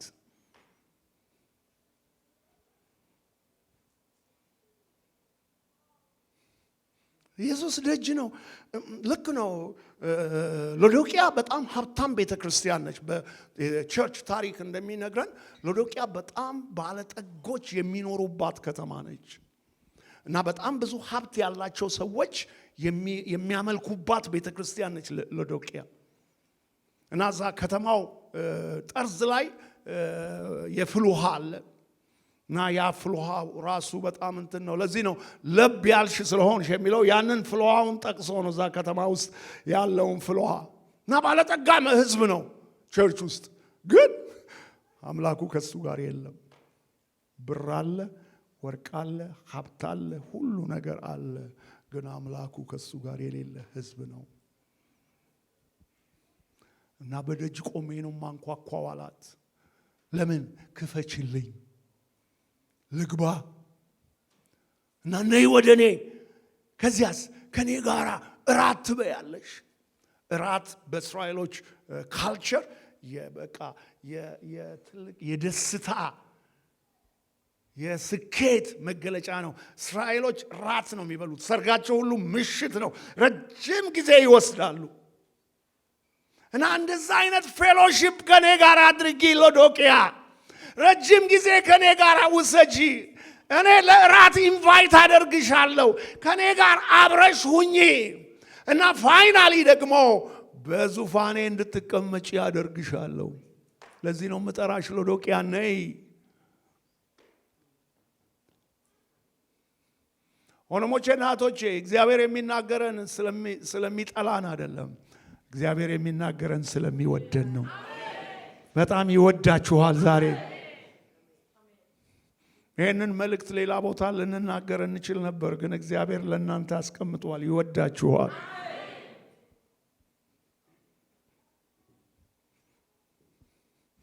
እሱ በደጅ ሆኖ አምልኮ የለም። እሱ በደጅ ሆኖ አገልግሎት የለም። ራሷ ኤፌሶን ሲናገራት ጌታ ኢየሱስ በጣም ኤፌሶን በጣም ትልቅ ቤተክርስቲያን ነች። ስትሮንግ ቸርች ነች ኤፌሶን። በቲቺንግ በትምህርቷ ጠንካራ ነች። ሐዋርያው ጳውሎስ የተቀመጠባት፣ ሐዋርያው ዮሐንስ የተቀመጠባት፣ ጢሞቴዎስ ፓስተር ያደረገባት፣ በጣም ብዙ አገልጋዮች የተቀመጡባት ከተማ ነች ኤፌሶን። እና ስትሮንግ ዶክትሪናል ቲቺንግ ያለባት ቸርች ነች። ሐሰተኞችን ፈልፍላ ያወጣች ቤተክርስቲያን ነች። ስለ ክርስቶስ መከራ የታገሰች ቤተክርስቲያን ነች። ግን ጌታ ምን አለ? የቀደመውን ፍቅርሽን ትተሻል። አየ፣ በቤተ ክርስቲያን ውስጥ ብዙ ነገር ሊኖረን ይችላል። ግን ከኢየሱስ ጋር ያለን ትኩስ ፍቅር፣ ትኩስ ግንኙነት፣ ትኩስ አምልኮ፣ ትኩስ ጸሎት ከሌለ ኢትስ ጀስት ዩዝለስ። አንደኛ ጓደኛ ካናዳ ይኖራል እና አዳኖ ቄሽ ፈራው ታውቀው እንደሆነ ዶክተር ግርማ በቀለ የሚባል እና አንድ ትልቅ ለቅሶ ነበር አለ። እና አንድ ትልቅ ሰው አገልጋይ ቴዎሎጂያን በጣም የሚገርም ስብከት ሰበካል። በጣም ተደሰትኩ አለ። በቃ ስብከቱን ሰምቼ ከዛ ሄጄ አመሰግናለሁ ብዬ ላናግረው ሲሄድ ሰውየው አንድ ጥግ ይዞ ሲጃራ ያጨሳል አለ። ምን ነው ሲለው እኔ እኮ ተቀጥሬ ነው የማገለግለው አለ። ቴዎሎጂ ሊኖርህ ይችላል፣ ብዙ ነገር ቸርች ብዙ ነገር ሊኖራት ይችላል። ከኢየሱስ ጋር ግን ያለን ትኩስ ፍቅር ከሌለ ዩዝለስ፣ ዋጋ የለው። የእግዚአብሔር ሀልዎት ዛሬ በግላችን እንደ ቤተ ክርስቲያን ልንጸልይ ይገባል። በግላችን ልንጸልይ ይገባል። እንደ ቸርች ልንጸልይ ይገባል። ለምን ሙሴ ሁለት ነገር ነው እግዚአብሔርን የጠየቀው። ለምንድን ነው እግዚአብሔር የጠየቀው? አንተ በዚህ ሕዝብ መደሰትህን ሌላው እንዴት ያውቃል? አየ፣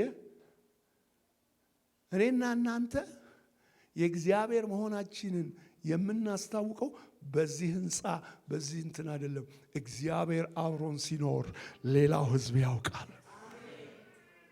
ከነዚህ ሰዎች ጋር እግዚአብሔር አለ ብሎ ሰዎች እናንተ ሳትመሰክሩ በእግሩ እየተራመደ ይመጣል።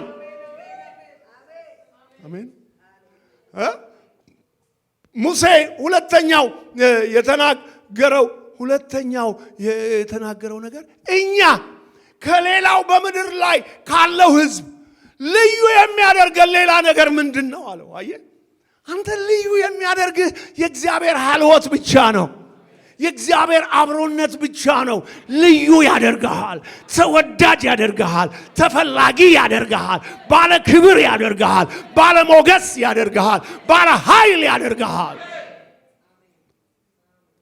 እንጂ የሃይማኖት ስርዓት በሌላው ህዝብ ዘንድ አያስከብርህም። እግዚአብሔር ካንተ ጋር መኖሩ ይታያል። ለአሕዛብ ይታያል። ጌታን ለማያውቁ ሰዎች ይታያል። የኢትዮጵያ ህዝብ አሁን ምን እንደሚል ታውቃላችሁ? የድሮ ክርስቲያኖችና የአሁኑ ክርስቲያኖች ልዩ ናቸው ይላል። አሕዛብ እኮ ነው። አሕዛቡ የድሮዎቹ ልዩ ናቸው፣ አሁን ግን ያሉት እንዴት ናቸው? በጣም እኮ እኛን እነዚህ ጋር አንሄድም። ከዳንም የድሮ ክርስቲያኖች ጋር ምንድን ነው የድሮና የአሁኑን የለየው? የድሮ ክርስቲያን ተጣብቆ ነው የሚኖረው በጸሎት ከአምላኩ ጋር ቃሉን እያነበበ እየጸለየ አምላኩ አብሮት ስላለ አሕዛብ እንኳን ያውቃሉ። ኢህአዴጎች ወደ ኢትዮጵያን ደርግን ሲያሸንፉ በየሚኒስተር መስሪያ ቤቱ ገንዘብ የሚይዙትን ጴንጤዎች ነው ያደረጉት። አይሰርቁም ጴንጤ ብለው፣ ግን በኋላ ጴንጤም መስረቅ ጀመረ እና የቀድሞ ጠቅላይ ሚኒስትር አንድ ክርስቲያን ወንድምን ጠርቶ እኛ እኮ ስንመጣ እናንተን ተስፋ አድርገን ነበረ፣ አሁን እናንተም ትሰርቃላችሁ ምንድን ነው ብሎ የቀድሞ ጠቅላይ ሚኒስትር ጠየቀዋሉ አንድን ወንድም። አየህ፣ የእግዚአብሔር ሀልወት እየራቀ ሲሄድ ወንድሞቼና እህቶቼ የእግዚአብሔርን ሀልወት የእግዚአብሔርን አብሮነት እንፈልግ። በግል ህይወታችን እንፈልግ፣ በአገልግሎታችን እንፈልግ።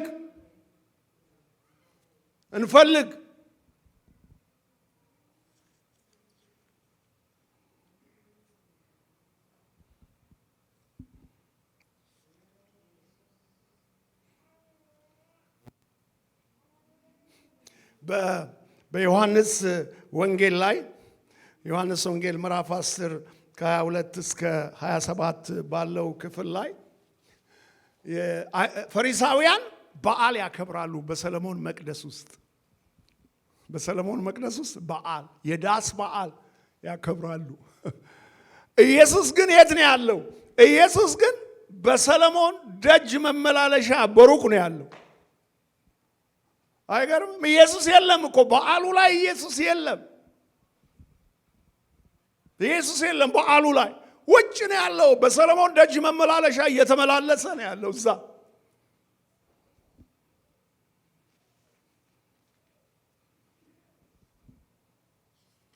ወንድሞቼ እህቶቼ፣ የዚህ ቤተ ክርስቲያን አገልጋዮች ምእምናን፣ ኢየሱስ ውጭ ሆኖ ኢየሱስ ሌላ ቦታ ሆኖ እዚህ የምናደርገው አገልግሎት ውጤታማ የለውም። ስለዚህ በሕይወታችን ጌታ በመካከላችን እንዲሆን የኢየሱስ ሀልወት ከኛ ጋር እንዲሆን በጣም ምእምናን መፈለግ አለብን፣ መጸለይ አለብን። የእግዚአብሔር ሀልወት ከኛ ጋር እንዲሆን ኢየሱስ የሌለበት መቅደስ በዓል ስርዓት ነው የሚካሄደው እንጂ ሕይወት የለበትም፣ ሀልወት የለበትም። በረከታችን በዓላችን የሚደምቀው ኢየሱስ በመካከላችን ሲሆን ነው። አሜን። ስለዚህ ዛሬ በእኛ መካከል ሀልወቱ አለ ወይ? ኢየሱስ በመካከላችን ነው ወይ? ወይስ በደጅ ቆሞ እያንኳኳ ነው? እና አይሁን ምን አሉት? ኢየሱስን አገኙት፣ ውጪ አገኙትና እስከ መቼ በጥርጣሬ ታቆየናለህ? አንተ ክርስቶስ እንደሆንክ ገልጠህ ንገረን አሉት። ኢየሱስም እናንተ ግን እንደነገርኳችሁ ከበጎቼ ስላልሆናችሁ አታምኑም፣ ከኔ ጋር አይደላችሁም አላቸው። የኢየሱስ በጎች ብሎ ነገራቸው። በጎቼ ድምፄን ይሰማሉ። አሜን። እጅን እስቲ ያወዛውዝ እስቲ በለው፣ በጎቼ በል ድምፄን ይሰማሉ። አሜን። የኢየሱስ አብሮነት በሕይወታችንና በቤተ ክርስቲያናችን የሚገለጠው ወንድሞቼና እህቶቼ ድምፁን ስንሰማ ነው። እግዚአብሔር ድምፁን የሚሰማ ጸጋ ይስጠን። እና ምን አለ ኢየሱስ? እኔም አውቃቸዋለሁ። የኢየሱስ በጎች ይታወቃሉ በራሱ በኢየሱስ እና ይከተሉኝማል። እኔም የዘላለም ሕይወት እሰጣቸዋለሁ፣ ለዘላለም አይጠፉም፣ ከእጄ ማንም አይነጥቃቸው። ዋስትናችን ነዋ። እግዚአብሔር ከኛ ጋር ሲሆን ዋስትናችን ነው። ከእጁ ማንም አይነጥቀንም። ወንድሞቼና እህቶቼ፣ የተከበራችሁ የእግዚአብሔር ጉባኤ፣ ሌሎች ዋስትናዎች ይጠፋሉ። ሌሎች ዋስትናዎች ትተውን ይሄዳሉ። ለዘላለም ከኛ የማይሄደው እግዚአብሔር ነው። አምላካችሁን አጥብቃችሁ ያዙት። አምላካችሁን አጥብቃችሁ ያዙት። መሠዊያችሁን እንደተነገራችሁት ስሩ። የእግዚአብሔርን ቃል አንሱ፣ አንብቡ በየቀኑ። እኛ በአዋሳ የሕይወት ብርሃን ቤተ ክርስቲያን ማንም ሰው የትም ዓለም ይኑር፣ አሁን እኔና ባለቤቴ እዚህ ነን። ሌሎች ቻይና ያሉ አሉ፣ ካናዳ ያሉ አሉ። የቸርቹ አባልና አገልጋዮች ይህንን እንደዚህ አይነት ካላንደር እያንዳንዱ ሰው በመጽሐፍ ቅዱስ ውስጥ አለ እና ከመስከረም 1 እስከ ጳጉሜ 5 በየቀኑ የሚያነበው የእግዚአብሔር ቃል አለው። ኤቭሪዴይ። ለምሳሌ እኛ ዛሬ ማለዳ ተነስተን አንብበን ነው እዚህ የመጣ ነው። ዛሬ ያነበብነው የመጽሐፍ ቅዱስ ክፍል አዋሳም ያሉት ያነበቡት ዘሁልቁ ምዕራፍ 1 ምዕራፍ 2 እና ማቴዎስ ምዕራፍ 12 3 ምዕራፍ ነው የሚያነበው በየቀኑ እያንዳንዱ ምእመንና አገልጋይ በየቀኑ ቢያንስ 1 ምዕራፍ ማንበብ ይኖርባችኋል። የእግዚአብሔር ቃል ነው። ቅድም እንደሰማነው የትንቢት መልእክት ሕይወታችንን የምናይበት ውስጣችንን የምናይበት መስታወታችን የእግዚአብሔር ቃል ነው። የእግዚአብሔር ቃል ካላነበብን ቤተ ክርስቲያን የአምልኮ መልክ ብቻ ነው እንጂ የሚኖራት ኃይል አይኖራት። አሁን የፍጻሜው ዘመን ስለሆነ ቤተ ክርስቲያን የአምልኮ መልክ አላት፣ ኃይል ግን ከእርሷ ሄዷል። እንደዚህ አይነት ቤተ ክርስቲያን አትሁኑ። ኃይል የሌላት ቤተ ክርስቲያን አትሁኑ። ወንድሞቼና እህቶቼ፣ የጸሎት ጊዜ ይኑራችሁ። የጾም ጸሎት ጊዜ ይኑራችሁ። በሳምንት 1 ቀን ብትጾሙ ብትጸልዩ እዚህ ቸርች መታችሁ ቤታችሁ ትችላላችሁ። እግዚአብሔር ያስችላችኋል። መወሰን ብቻ ነው። ከወሰናችሁ ትችላላችሁ።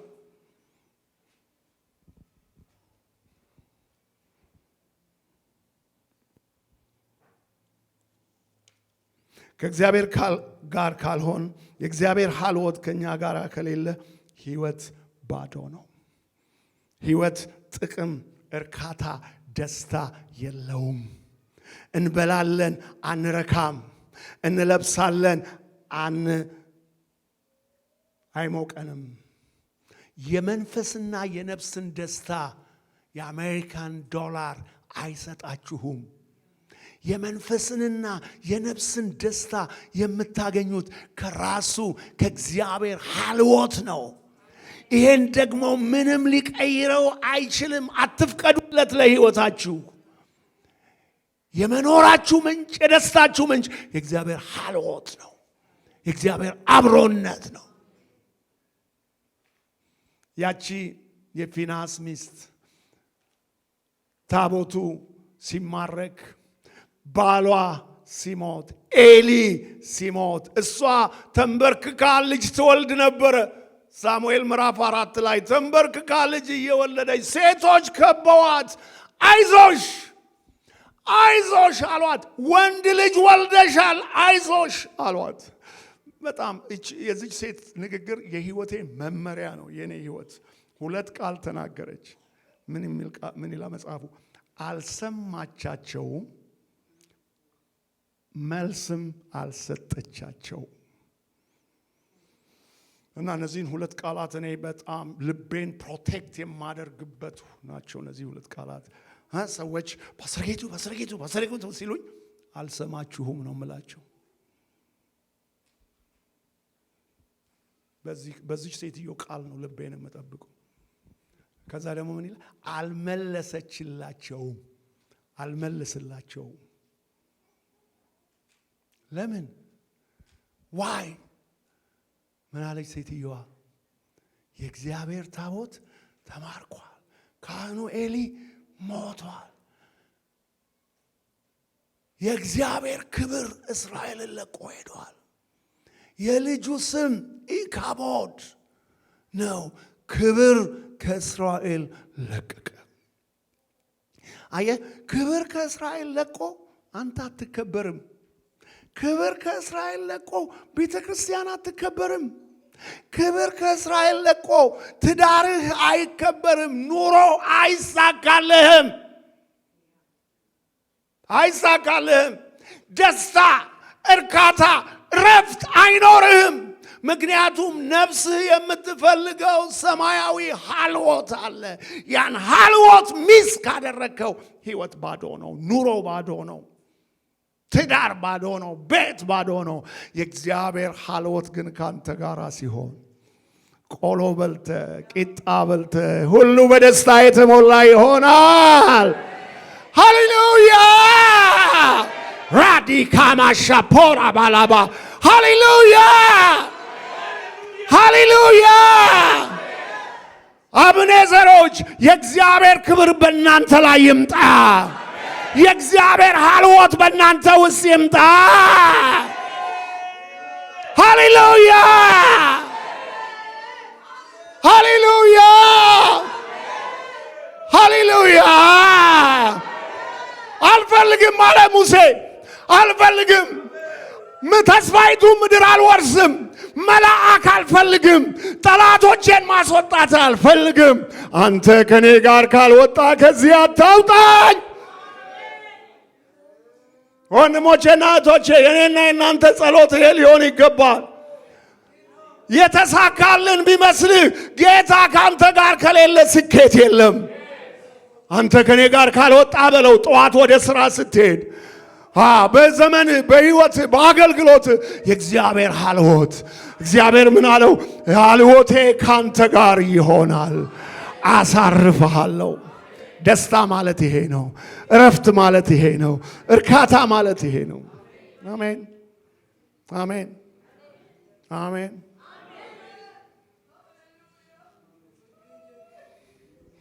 በቃ የህይወት ደስታ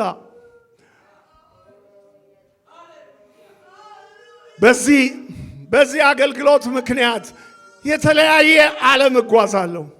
የተለያየ ዓለም፣ አውሮፓ፣ ኤዥያ፣ አፍሪካ፣ አሜሪካ። ብዙ ህዝብ አገኛለሁ። ብዙ ባለጠጎችን እገናኛለሁ። ግን ሁሌ የሚጠይቁኝ ፓስተር ጌቱ ዛኛ ቸርች ስትሰብክ አንተ ውስጥ ያለውን ደስታ እኔ ውስጥ አስገብተህ ሄድልኝ ይላል። የእግዚአብሔር ሀልወት፣ የእግዚአብሔር አብሮነት በዓለም ላይ ካለው ነገር ሁሉ የበላይ ነው። ክብር ለአምላካችን ለእግዚአብሔር ይሁን። ክብር ለአምላካችን ለእግዚአብሔር ይሁን። አንተ በእኔና በሕዝብ መደሰትህ ሌላው እንዴት ያውቃል? አንተ ከኛ ጋር ከሌለ እንዴት ያውቃል ሌላው አንተ በእኛ መደሰትህን? እኔና ሕዝብ በምድር ገጽ በሚገኙት ከሌሎች ሕዝቦች ሁሉ ልዩ የሚያደርገን ሌላ ምን አለ? ያንተ ሀልወት እኮ ነው ልዩ የሚያደርገን። ያንተ ሀልወት እኮ ነው ተፈላጊ የሚያደርገን። ያንተ ሀልወት እኮ ነው ተወዳጅ የሚያደርገን። ያንተ ሀልወት እኮ ነው ተሰሚነት የሚሰጠን።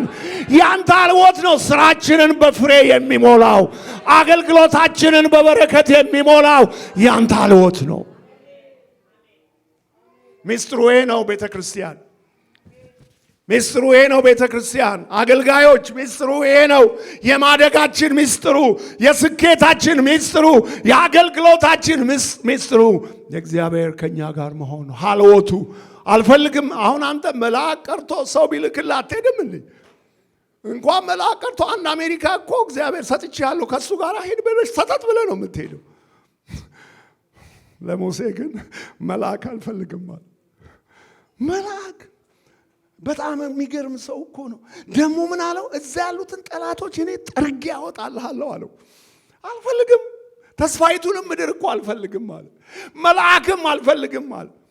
እኔ የምፈልገው አንተ ከኔ ጋራ መሆነ ነው። አንተ ከኔ ጋራ ካልወጣ፣ አንተ ከኛ ጋራ ካልሄድክ፣ አብኔዘር የህይወታችሁ መፈክር ይሄ ይሁን።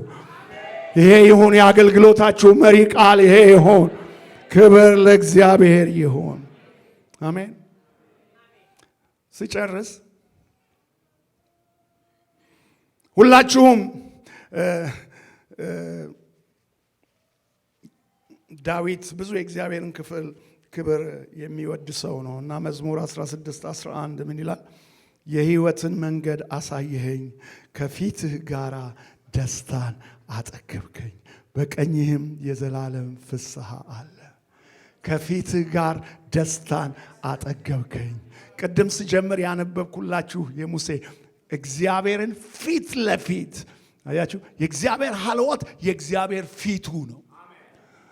የእግዚአብሔር ፊቱ ነው።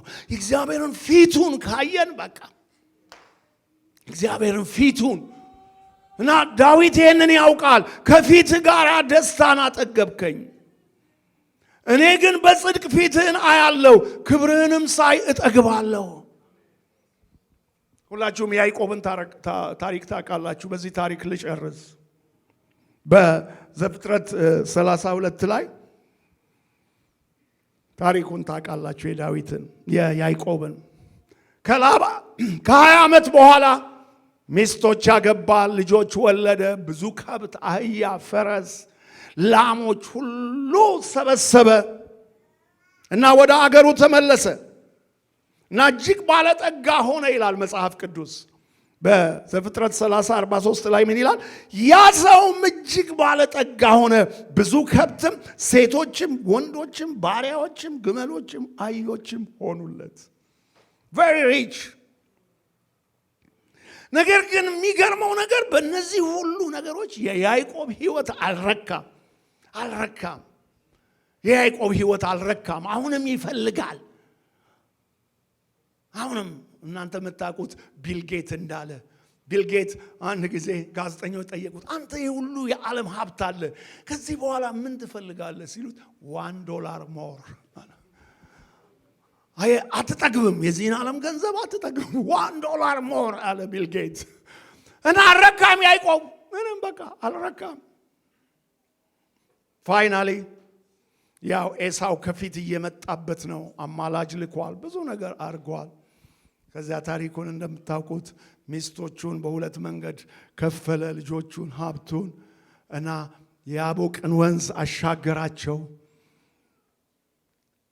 እሱ እንደ መጀመሪያው ብትሩን ይዞ ብቻውን ከያቦቅ ወንዝ ወዲህ ቆመ እና አንድ ሰው ሌሊቱን ሙሉ ይታገለው ነበር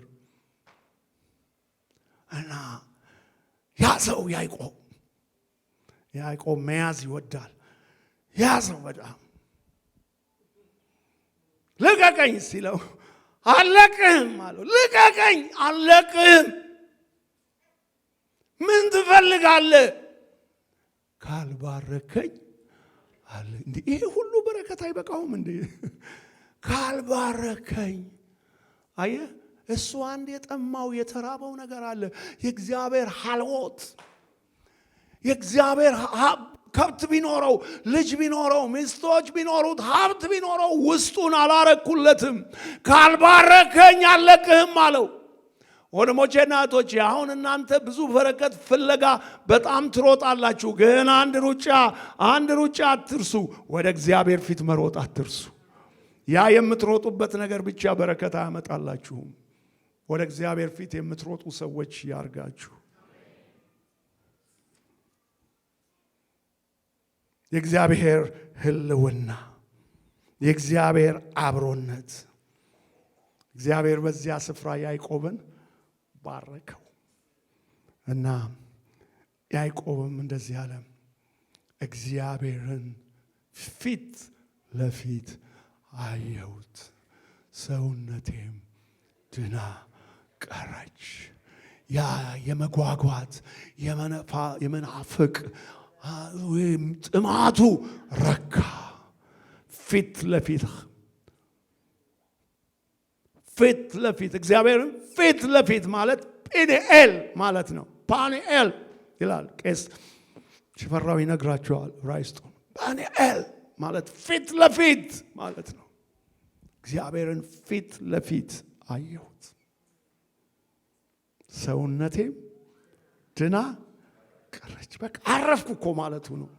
አረፍኩ፣ እፎይ አልኩኝ፣ ደስታን ተሞላው፣ እርካታን ተሞላው፣ ኃይልን ተሞላው፣ በረከትን ተሞላው ማለት ነው።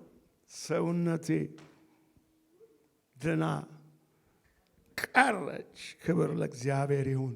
የኔና የናንተም ሰውነት እግዚአብሔርን አይተን የምትድን ትሆነልን። ያንን ስፍራ ጵንኤል ብሎ ጠራው እና መጽሐፉ ምን ይላል? ጵንኤልንም ሲሻገር ፀሐይ ወጣችለት። ፀሐይ ጨልማበት ነበረ ሲመጣ። አሁን ግን ከጵንኤል በኋላ ፀሐይ ወጣችለት። ፀሐይ ይወጣላችኋል። እግዚአብሔርን ስታገኙት ሕይወታችሁ ፀሐይ ይወጣለታል። ትዳራችሁ ፀሐይ ይወጣለታል። ልጆቻችሁ ፀሐይ ይወጣላችኋል። አገልግሎታችሁ ፀሐይ ይወጣለታል። ክብር ለእግዚአብሔር ይሁን። አሜን። እግዚአብሔር ከኛ ጋር ሲሆን በጣም ብዙ ነገር ነው የሚሆነው። በጣም እግዚአብሔር ከኛ ጋር ሲሆን ስራችን ሁሉ የተከናወነ ይሆናል። እግዚአብሔር ከኛ ጋር ሲሆን ስራችን መከናወኑን ሌሎች ያያሉ። ይህንን በዮሴፍ ሕይወት ውስጥ ሄዳችሁ እዩ። እግዚአብሔር ከኛ ጋር ሲሆን ሞገስ፣ ሹመት፣ ክብር ይመጣልናል። እግዚአብሔር ከኛ ጋር ሲሆን በውስጥም በውጭም በረከት ይሆናል። ሀልወቱ ከኛ ጋር ሲሆን በእጃችን ያለው ሁሉ የተከናወነ ይሆናል። ክብር ለእግዚአብሔር ይሁን። ክብር ለእግዚአብሔር ይሁን። ክብር ለእግዚአብሔር ይሁን። ምን እናድርግ? ቄስ ሙሉ ጸልይልናለች። ምን እናድርግ ታዲያ የእግዚአብሔር ሀልወት ከኛ ጋር እንዲሆን ምን እናድርግ? ሁለት ነገሮች። አሜሪካን መጥቼ ነው ይሄንን ሁለት ነገር ያገኘሁት። አንደኛው ነገር ንስሐ እንግባ።